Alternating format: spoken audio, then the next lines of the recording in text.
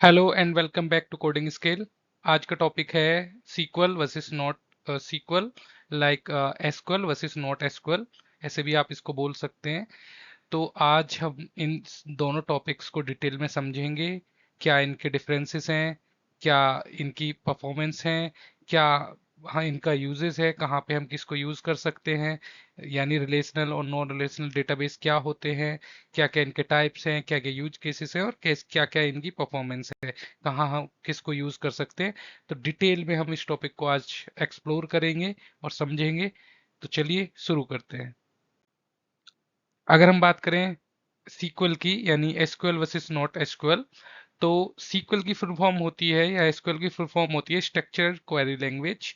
ये एक लैंग्वेज है जिसको हम यूज करते हैं डेटाबेसेस से डेटा क्वेरी करने के लिए। इसकी जो डेटाबेसेस होते हैं या जो डेटाबेस इस लैंग्वेज को सपोर्ट करते हैं, उनमें डेटा टेबल्स की फॉर्म में स्टोर होता है। यानी डेटा जो स्टोर होता है वो टेबल्स में स्टोर होता है, रोज एंड कॉलम्स की फॉर्म में। उनका स्कीमा फिक्स होता है, जैसे माई सीक्वल है, माइक्रोसॉफ्ट सीक्वल सर्वर है, पोस्ट ग्रेसक्यूएल है, या ये सब सारे जो डेटाबेसेस के टाइप्स हैं, ये सीक्वल टाइप्स के डेटाबेसेस हैं या एसक्यूएल टाइप्स के डेटाबेसेस हैं। और इसमें जैसे कि एग्जांपल मैं आपको दिखा देता हूँ, ये एक एम्प्लॉयड टेबल है। इसमें यहाँ पे कॉलम्स और रोज की फॉर्म में डेटा स्टोर होता है। ये कॉलम्स हैं, आईडी एक कॉलम है, नेम एक कॉलम है, सैलरी एक कॉलम है, और यहाँ पे रोज हैं। जैसे कॉलम के लिए ये जहाँ पे कॉलम के नेम है एक रो ये है, और जहाँ पे ये डेटा पड़ा हुआ है एक रो ये है। यानी जो डेटा होता है सीक्वल में, वो टेबल्स की फॉर्म में होता है, स्ट्रक्चर्ड फॉर्मेट में होता है, एक फॉर्मेटेड वे होता है, प्रीफिक्स एक स्कीमा होता है, उसकी अंदर डेटा स्टोर होता है, और उसका एक फिक्स फॉर्मेट होता है।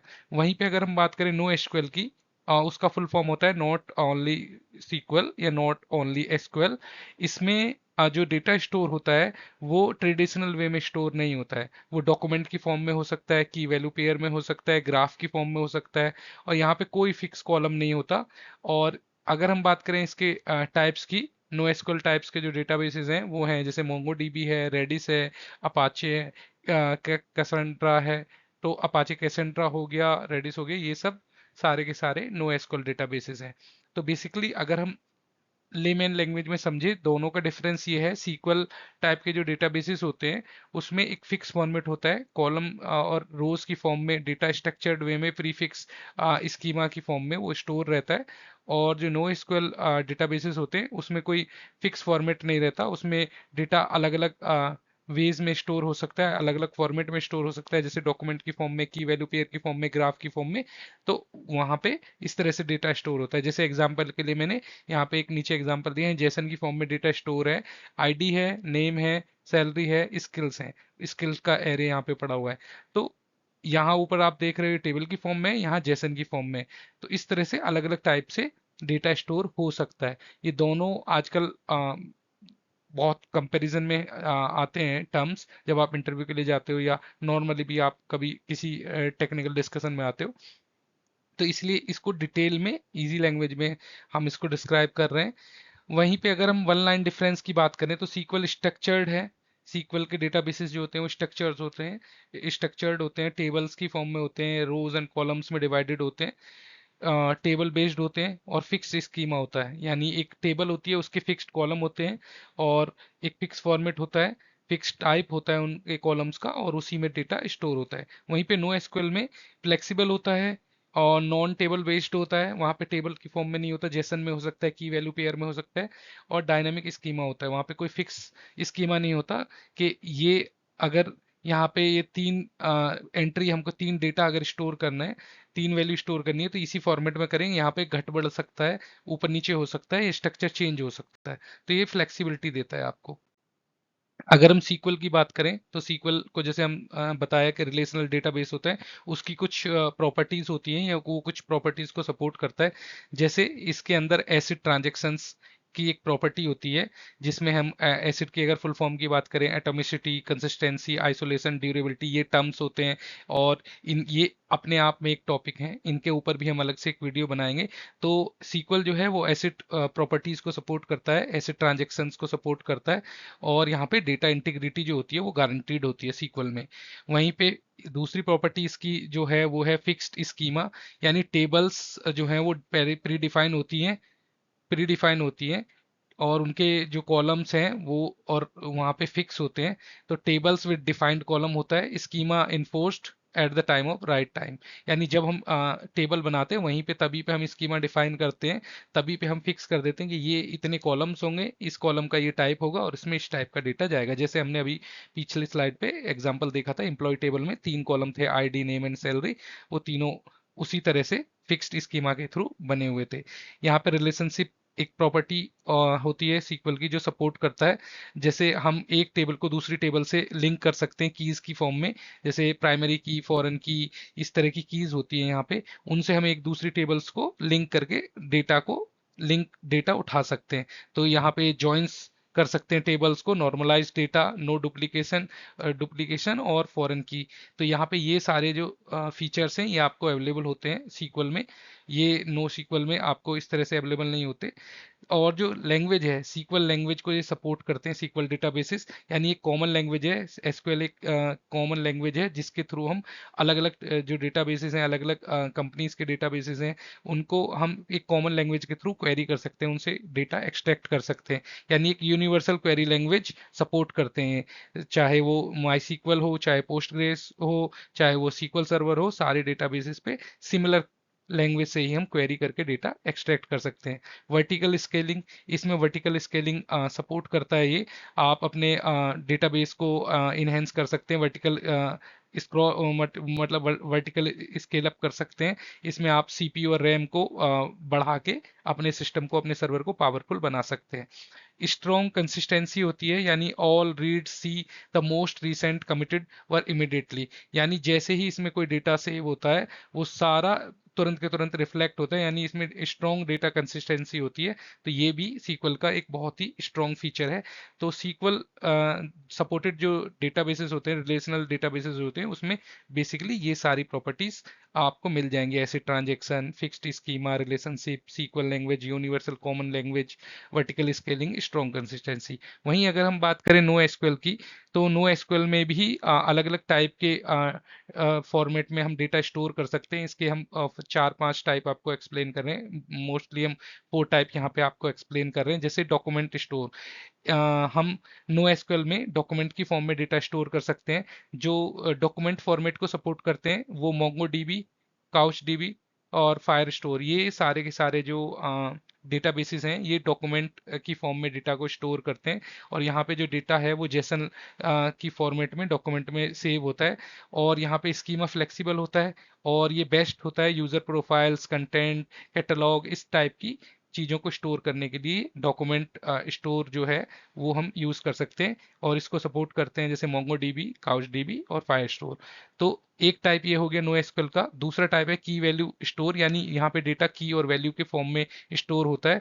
जैसे एक की हो गई, यहाँ पे अगर हम देखें जैसे यूजर आईडी एक की है और उसकी वैल्यू एक पे इसकी वैल्यू है, तो की वैल्यू की पेयर में ये स्टोर होता है। और इस तरह की जो फंक्शनलिटी है वो सपोर्ट करते हैं, वो प्रोवाइड करते हैं, जैसे रेडिस है, डायनामो डीबी है और रैक है। तो ये सारे डेटाबेसेस की वैल्यू पेयर की फॉर्म में आपको डेटा स्टोर करने की फंक्शनलिटी देते हैं। ये बहुत ही सिंपलेस्ट फॉर्म होती है डेटा स्टोर करने के लिए, और यहाँ पे बहुत ही फास्ट और ये डेटा रिट्रीवल होता है, और ये बेस्ट होता है सेशंस कैसे, इन सब चीज़ों को स्टोर करने के लिए यूज होता है। जैसे बहुत आपने देखा होगा रेडिस बहुत कॉमनली यूज होता है सेशंस और कैसे को स्टोर करने के लिए। तो अभी तक हमने 2 टाइप समझे, डॉक्यूमेंट की फॉर्म में डेटा सेव हो सकता है, की वैल्यू पेयर में सेव हो सकता है। डॉक्यूमेंट को सपोर्ट करते हैं Mongo dB, couch dB, fire store, और जो की वैल्यू पेयर है उसमें रेडिस, डायनामो डीबी और रैक, ये सब सपोर्ट करते हैं। वहीं पे तीसरा है वाइड कॉलम। वाइड कॉलम जो होता है, रोज विद डायनामिक कॉलम्स होती हैं, मैसिव स्केल होता है, best for time series, IoT, analytics, इस टाइप के डेटा को स्टोर करने के लिए हम वाइड कॉलम्स को यूज करते हैं। यहाँ पे एक जो डेटा होता है वो एक वाइड फॉर्मेट में होता है, एक कॉलम के फॉर्मेट में होता है, बट डेटा बहुत अच्छा खासा अमाउंट में होता है, तो उसको हम यहाँ पे सपोर्ट करते हैं। और वाइड कॉलम को अगर आप यूज करना चाहते हो, उसके लिए जो डेटाबेसेस अवेलेबल है, कैसेंड्रा है, एच बेस है, ये और बिग टेबल है, इस तरह के जो डेटाबेसेस हैं ये आप यूज कर सकते हैं, ये इसको वाइड कॉलम फॉर्मेट को सपोर्ट करते हैं। वहीं पे अगर हम फोर्थ टाइप की बात करें, ग्राफ डेटाबेस है। ग्राफ डेटाबेस क्या होता है, यहाँ पे nodes and edges best for social networking, fraud detection and recommendation. तो जहाँ पे हम सोशल नेटवर्किंग से रिलेटेड डेटा स्टोर करना चाहते हैं, जहाँ पे एक डेटा दूसरे डेटा से लिंक होता है, वहाँ पे लिंक्ड डेटा जहाँ स्टोर करने की बात आती है, वहाँ पे ग्राफ डेटाबेसेस हम यूज करते हैं। तो यहाँ पे नियो 4J एक डेटाबेस है, वो आप यूज कर सकते हो, Amazon नेपच्यून है, ये आप यूज कर सकते हो। तो इस तरह के नो एसक्यूएल के 4-5 टाइप के आपको यहाँ पे डेटा फॉर्मेट दिख रहे हैं, जो जिन फॉर्मेट में हम डेटा स्टोर कर सकते हैं, और उसके अलग अलग डीबी मार्केट में अवेलेबल है, इनको आप यूज कर सकते हो। तो हमारा जो ट्रेडिशनल वे था डेटा स्टोर करने का स्ट्रक्चर फॉर्मेट में, उससे अलग ये आपको फंक्शनैलिटी अब अवेलेबल है, जिसकी फॉर्मेट में आप डेटा को स्टोर कर सकते हैं। अगर हम बात करें acid versus base, the code trend of की, तो यहाँ पे एसिड और बेस यानी सीक्वल और नॉन सीक्वल की जो मेन प्रॉपर्टीज हैं, उनको हमने यहाँ पे डिस्क्राइब किया है, कंपेयर किया है। तो यहाँ पे अगर हम बात करें, जो हमारा सीक्वल है वो एसिड प्रॉपर्टी को सपोर्ट करता है, यानी एटोमिसिटी, कंसिस्टेंसी, आइसोलेशन और ड्यूरेबिलिटी। एटोमिसिटी मतलब ऑल और नथिंग, यानी या तो कोई भी ट्रांजेक्शन पूरा होगा या नहीं होगा, मिड में कोई नहीं होगा, ट्रांजेक्शन फुली कंप्लीटेड और फुली रोल्ड बैक। यानी एटोमिसिटी ये इंश्योर करती है कि या तो ट्रांजैक्शन फुली कंप्लीट होगा या फुली रोल बैक होगा, बीच में कोई चीज नहीं रहेगी। तो ये सीक्वल में बहुत ही मेजर प्रॉपर्टी होती है, जो सीक्वल इसको इंश्योर करता है कि ये या तो ट्रांजैक्शन फुली कंप्लीट होगा या फुली रोल बैक होगा। उसी तरह से दूसरी सी जो रिप्रेजेंट करता है वो consistency, data always move from valid state to a valid state, यानी डेटा हमेशा एक वैलिड स्टेट में आप छोड़ोगे, यानी डेटा कभी भी ऐसा नहीं होगा कि हाफ में छोड़ दिया या इनकंसिस्टेंट फॉर्म में छोड़ दिया।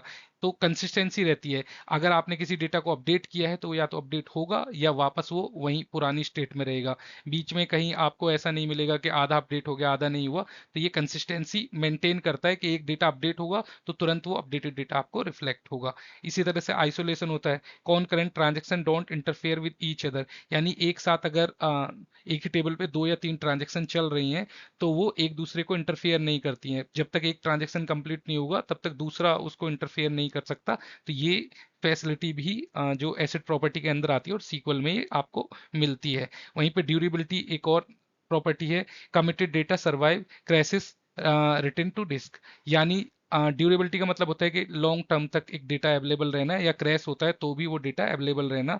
तो वो इस तरह की जो चीजें होती हैं उनको सरवाइव करता है। तो ये एक प्रॉपर्टी इंश्योर करता है सीक्वल के जो कमिटेड डेटा है वो सरवाइव करे, और अगर वो एक बार डिस्क पे लिख गया है तो वो हमेशा वहां पे अवेलेबल रहे। उसी तरह अगर हम नो एसक्यूएल की बात करते हैं, तो इसमें इसकी 3 प्रॉपर्टी हैं, जैसे basically available, system guaranteed availability even with a parcel failure, यानी अगर कोई पार्सल फेलियर हो भी जाता है तो डेटा जितना सेव हुआ है वो वहां पे अवेलेबल रहेगा, ये इसकी बेसिक प्रॉपर्टी है, बेसिकली अवेलेबल।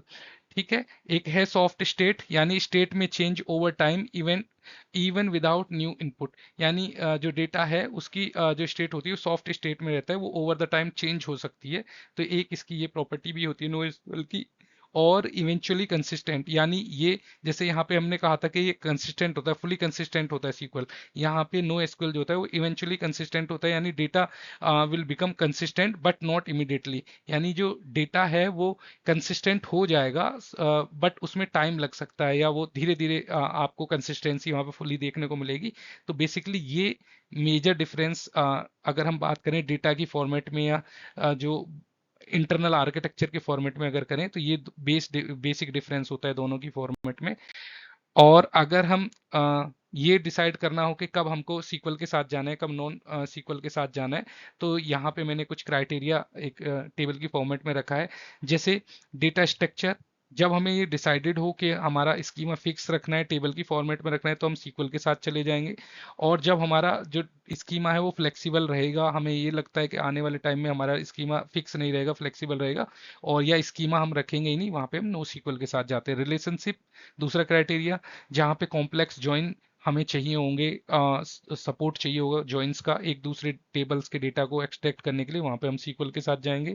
जहाँ पे हमें इस तरह की फैसिलिटी नहीं चाहिए, वहाँ जहाँ डी नॉर्मलाइज डेटा चाहिए, वहाँ पे हम नो सीक्वल के साथ जाएंगे। ट्रांजेक्शन जहाँ फुल एसिड सपोर्ट हमें चाहिए, वहाँ पे हम सीक्वल के साथ जाएंगे। जहाँ लिमिटेड और इम्प्रूविंग सपोर्ट के साथ हमारा काम हो सकता है, तो वहाँ पे हम नो सीक्वल के साथ जाएंगे। स्केलिंग, यहाँ जहाँ पे हमें वर्टिकल स्क्रोलिंग स्क्रोलिंग स्केलिंग की जरूरत पड़ने वाली है फ्यूचर में, तो स्केलिंग जहां जरूरत है वहां पे हम सीक्वल के साथ जाएंगे। और जहां हॉरिजेंटल स्केलिंग स्केलिंग से हमारा काम चल सकता है, वहां पे हम नो सीक्वल के साथ जाएंगे। वहीं पे कंसिस्टेंसी की बात करें, जहां पे हमें स्ट्रॉन्ग कंसिस्टेंसी की रिक्वायरमेंट होती है, वहां सीक्वल को हम चूज करते हैं। और जहां इवेंचुअली कंसिस्टेंसी से काम चल जाएगा, वहां पे हम नो सीक्वल चूज करते हैं। क्वेरी लैंग्वेज की अगर बात करें, तो सीक्वल के लिए स्टैंडर्ड क्वेरी लैंग्वेज यूज होता है, और नो एसक्यूएल के लिए वेरीज पर डीबी, यानी डीबी के टाइप पे और उसके डेटा स्टोर करने के फॉर्मेट पे डिपेंड करता है कि वो डेटा ग्राफ की फॉर्म में सेव हुआ है, की वैल्यू पेयर की फॉर्म में सेव हुआ है, या डॉक्यूमेंट की फॉर्म में सेव हुआ है। तो ये क्वेरी करने का भी जो तरीका है वो डिपेंड करेगा आपके डेटाबेस के टाइप पे। बट यहाँ सीक्वल में स्टैंडर्ड क्वेरी लैंग्वेज यूज होती है सारे डेटाबेसेस के लिए। यूज केसेस जैसे सीक्वल जो हम प्रीफर करेंगे, फाइनेंस से रिलेटेड, ईआरपी से रिलेटेड, सीआरएम से रिलेटेड जो एप्लीकेशंस होते हैं, वहाँ पे हम सीक्वल प्रीफर करते हैं। और नो सीक्वल जैसे सोशल मीडिया से रिलेटेड डेटा है, आईओटी का डेटा है, रियल टाइम डेटा है, उस टाइप के जो डेटा है उसको स्टोर करने के लिए हम नो सीक्वल यूज कर सकते हैं। एग्जाम्पल की बात करें, सीक्वल के एग्जाम्पल जैसे मैंने बताया, पोस्टग्रेसक्यूएल है और माई सीक्वल है और सीक्वल सर्वर है, ये सारे सीक्वल के एग्जाम्पल है डेटाबेसेस के। वहीं नो सीक्वल की बात करें तो मोंगोडीबी, रेडिस, कैसेंड्रा, ये सारे के सारे नो सीक्वल टाइप के डेटाबेसेस हैं। तो ये बेसिकली क्राइटेरिया मैंने डिफरेंस समझा है सीक्वल और नो सीक्वल का। अगर हम की टेकअवेज की बात करें, तो यहाँ पे सीक्वल जो है वो बेसिकली ऐसे ट्रांजेक्शन्स को सपोर्ट करता है, रिलेशनशिप मेंटेन करता है, फिक्स्ड स्कीमा होता है, use for financial data like CRM, ERP, इस तरह की एप्लीकेशंस के लिए सीक्वल सबसे बेस्ट होता है। तो ये सीक्वल की प्रॉपर्टीज हैं जो वो सपोर्ट करता है। नो सीक्वल की अगर बात करें, तो फ्लेक्सिबल स्कीमा होता है, फिक्स स्कीमा नहीं होता है, हॉरिजेंटल स्केलिंग इसमें कर सकते हैं, इवेंचुअली कंसिस्टेंसी होती है, यानी फुली कंसिस्टेंस नहीं होता है। Use for social media, IoT और कैसे के लिए हम इसको नो सीक्वल को यूज कर सकते हैं। वहीं पे अगर Mongo DB is great for rapid prototyping, PostgreSQL is for anything where data integrity is matters. तो जो मोंगोडीबी होता है वो प्रोटोटाइपिंग के लिए हम यूज कर सकते हैं, बट जैसे पोस्टग्रेसक्यूएल हो गया या सीक्वल सर्वर हो गया, वो सब हम वहाँ पे यूज करेंगे जहाँ पे इंटीग्रिटी मैटर्स करती है। और एक और लास्ट पॉइंट है, जैसे Redis is not replacement for the MongoDB, यानी रेडिस जो है वो रिप्लेसमेंट नहीं है मोंगोडीबी का, but it's a cache session store, not primary DB. Redis basically जो यूज होता है वो कैसे और सेशन को स्टोर करने के लिए यूज होता है, अभी प्राइमरी डीबी की फॉर्म में आप उसको यूज नहीं कर सकते। तो ये बहुत बड़ा कंफ्यूजन रहता है लोगों के मन में कि जो रेडिस है वो मोंगो डीबी का रिप्लेसमेंट है, तो ऐसा नहीं है। ये अभी मोस्टली वाइडली जो यूज होता है वो कैसे और सेशन स्टोर करने के लिए यूज होता है। तो हमारी अगर ये वीडियो आपको पसंद आई है, तो हमारी इस वीडियो को लाइक कीजिए, हमारे चैनल को सब्सक्राइब कीजिए, क्योंकि हम इसी तरह के कॉम्प्लेक्स और कंफ्यूजिंग टॉपिक्स पर वीडियो लाते हैं और उनको डिटेल में बहुत ही सिंपल और लेमन लैंग्वेज में इनको डिस्क्राइब करते हैं। अगर इस वीडियो में आपको कोई भी कंफ्यूजन या डाउट है और आप उसको क्लियर करना चाहते हैं, तो आप कमेंट करके हमको भेज सकते हैं, हम उस पर आपको रिप्लाई देंगे। और अगर आपको ये वीडियो पसंद आए, तो हमारे चैनल को सब्सक्राइब कीजिए, वीडियो को लाइक कीजिए और अपने फ्रेंड्स के साथ शेयर कीजिए। Thank you.